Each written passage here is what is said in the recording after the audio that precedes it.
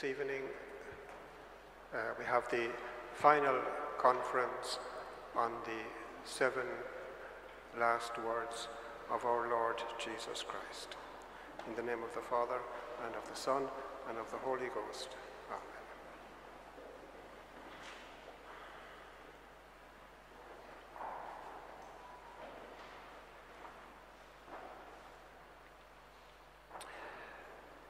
This era in which we live is a time of great social, economic, political, and technological change. Technology is advancing at a fast pace and affecting almost every aspect of our lives. Our thoughts, attitudes, and behavior are being shaped and manipulated in ways of which we are not always aware.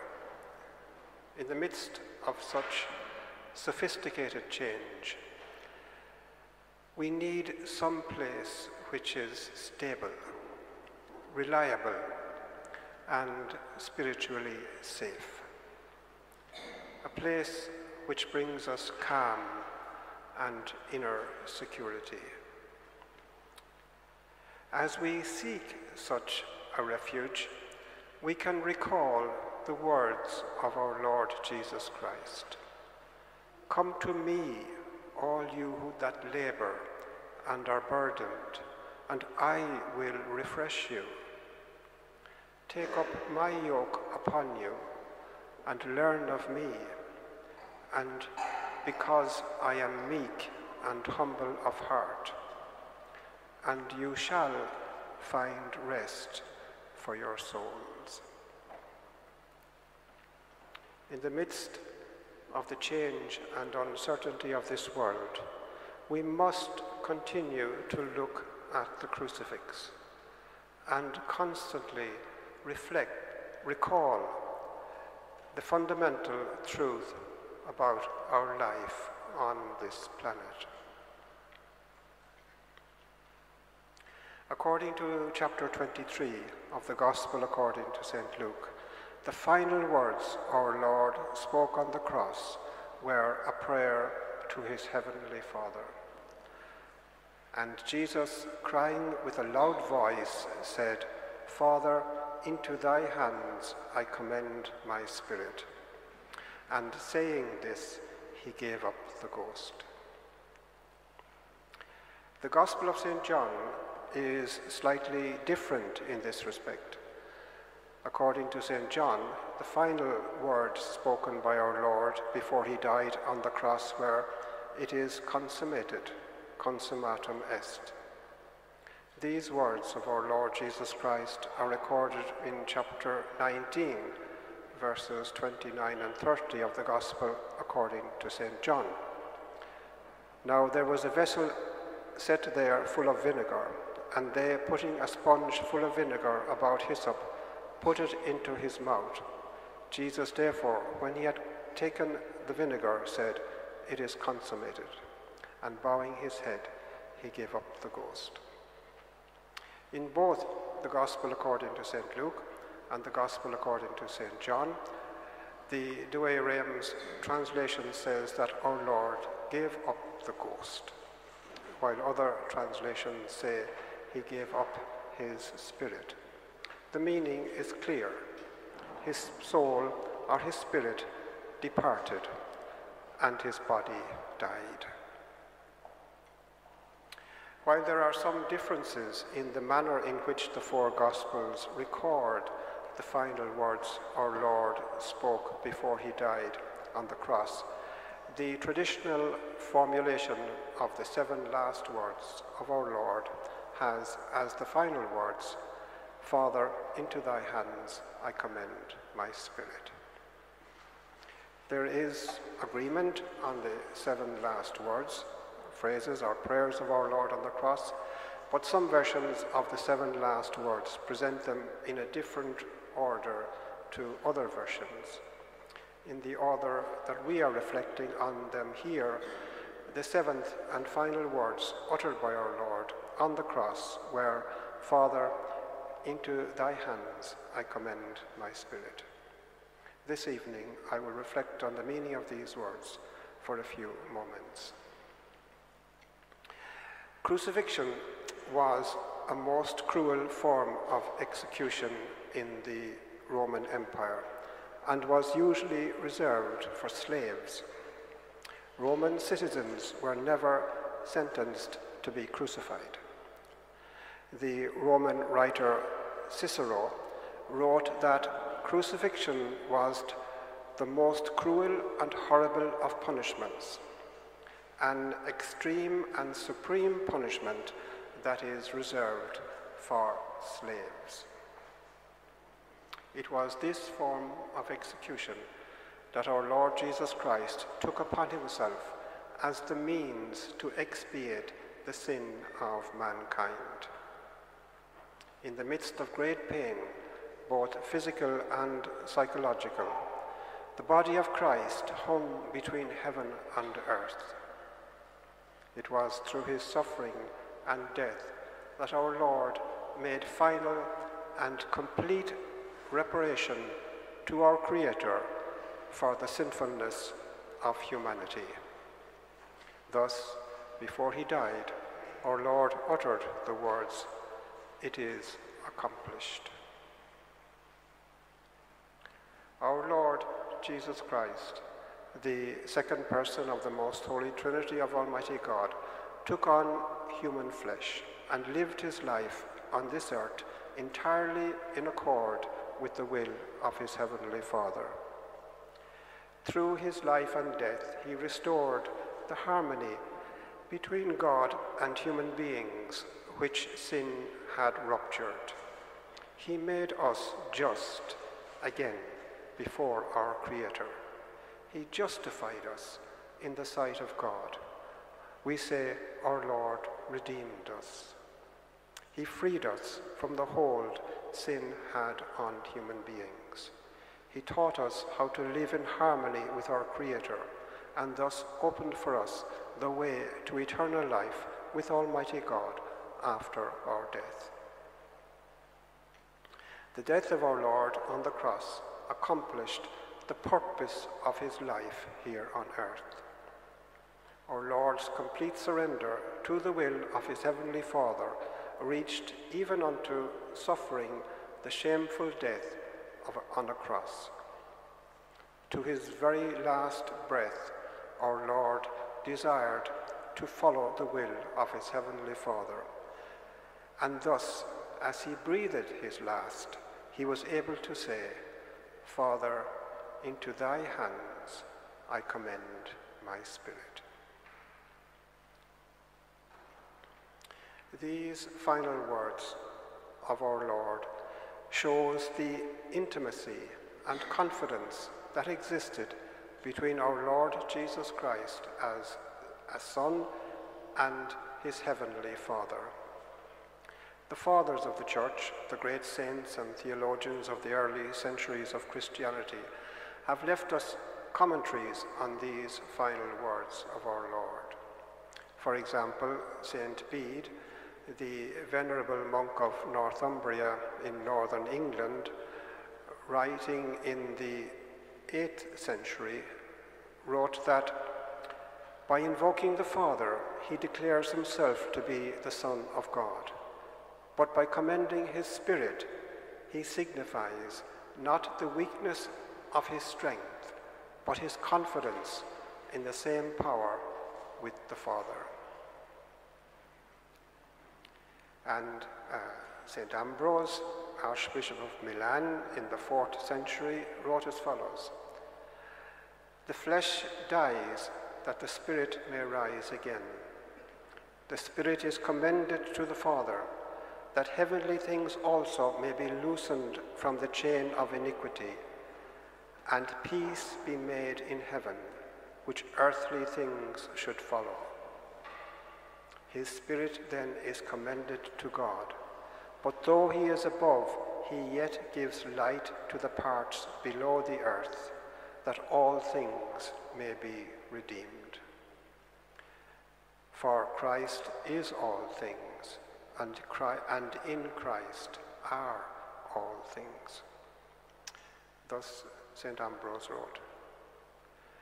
The death of our Lord on the cross had implications for both the natural world and for the supernatural world.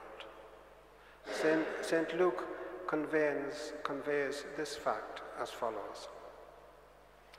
The sun was darkened, and the veil of the temple was rent in the midst.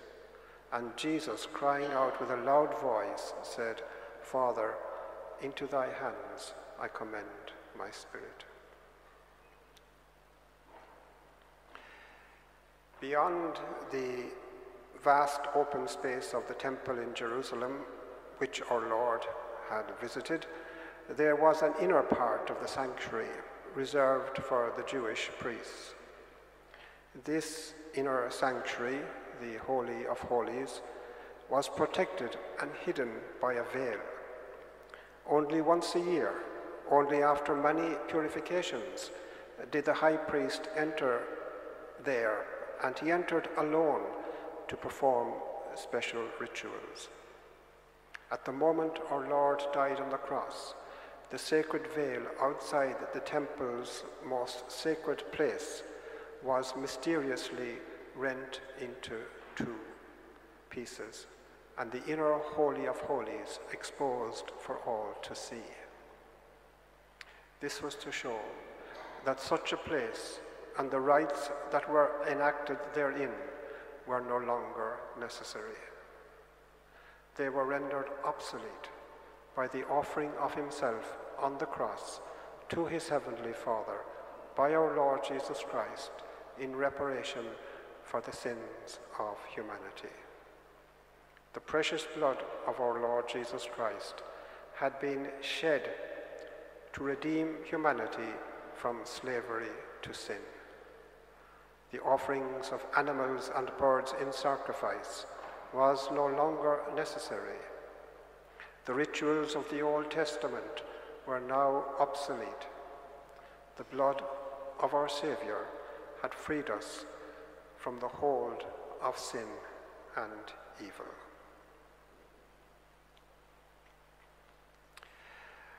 I wish to mention briefly the difference between God's time and human time. Human acts are separated into past, present, and future. We do something in the present, and then as time passes, it becomes something that happened in the past. We plan to do something in the future, and then when we actually do it, the future becomes the present, and the present then passes into the past. Past, present, and future are not the same. They are different for us. But God's time is not like this. God's time is not past, present, and future.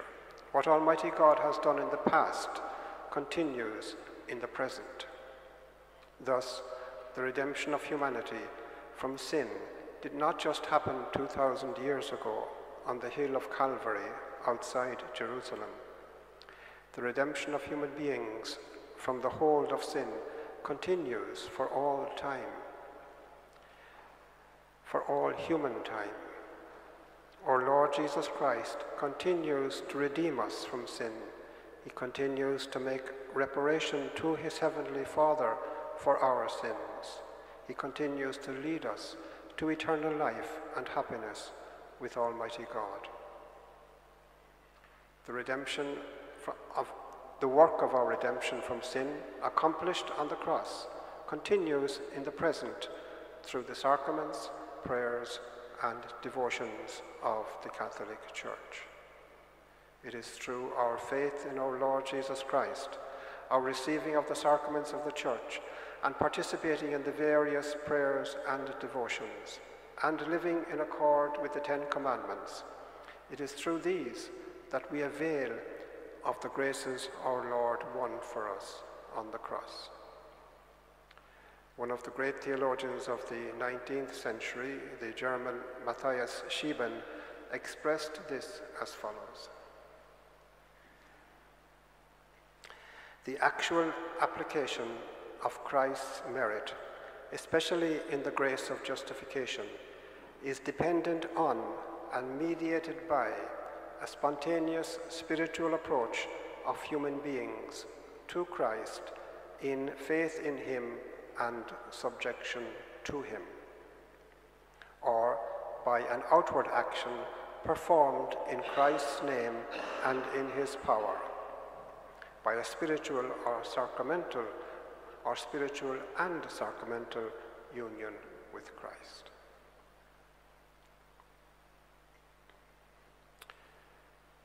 The final words of our Lord on the cross, "Father, into your hands I commend my spirit," also have a special personal meaning for each one of us. I will conclude my reflections this evening with some thoughts on this aspect of these words. At Compline, the night prayer of the Church, we pray the final words of our Lord Jesus Christ as our own personal prayer. "Into your hands, O Lord, I commend my spirit. In manos tuas, Domine, commendo spiritum meum." As each day grows to a close, we commend ourselves to our Creator in heaven by repeating these words of our Lord. For when he spoke these words, our Lord did not speak them only on his own behalf. He spoke them on our behalf also. He spoke them as head of the mystical body, the Church.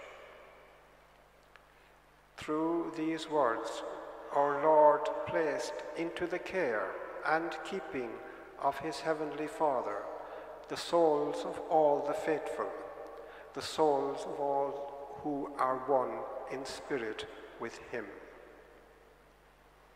He speaks in this way because he is declaring that our souls are no longer in the hands of the devil, since he has consigned them into his Father's hands.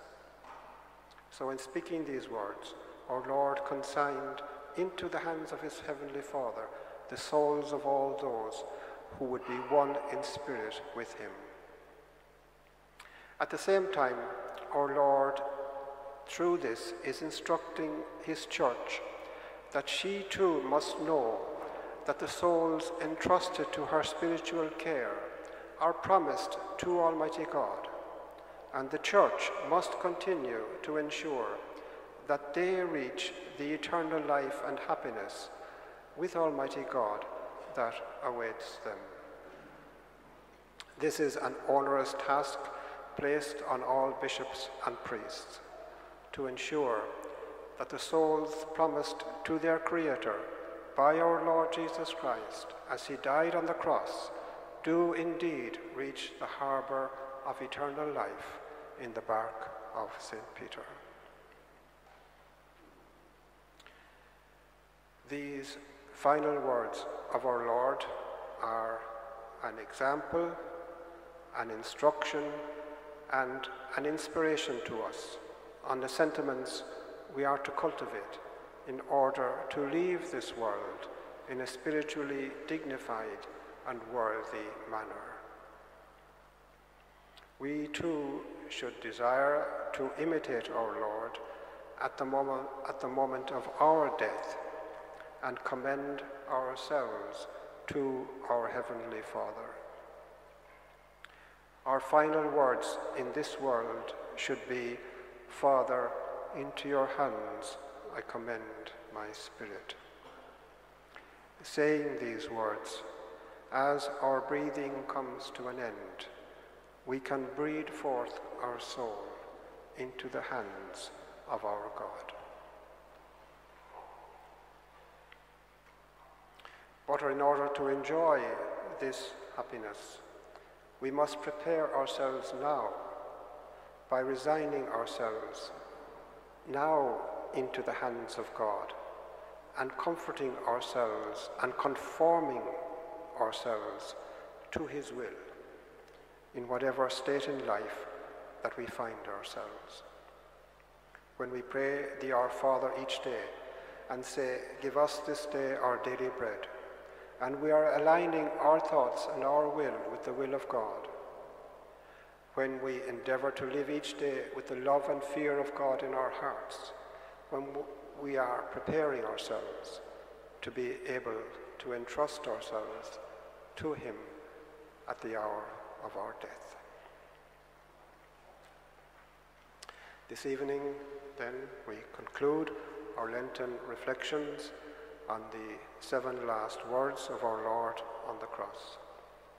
I will finish now by praying again the old English prayer of the 7 last words. Please kneel.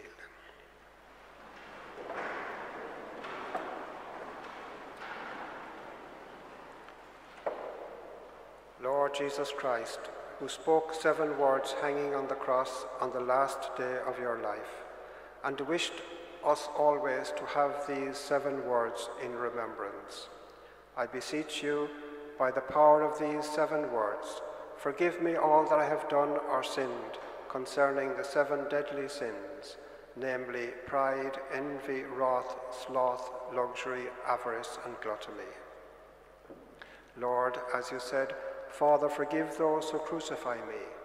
Grant that for love of you, I may forgive all those who do me wrong. Lord, as you said to the thief, "This day you will be with me in paradise." Make me so live that at the hour of my death you may say to me, "This day you will be with me in paradise." In the name of the Father, and of the Son, and of the Holy Ghost. Amen.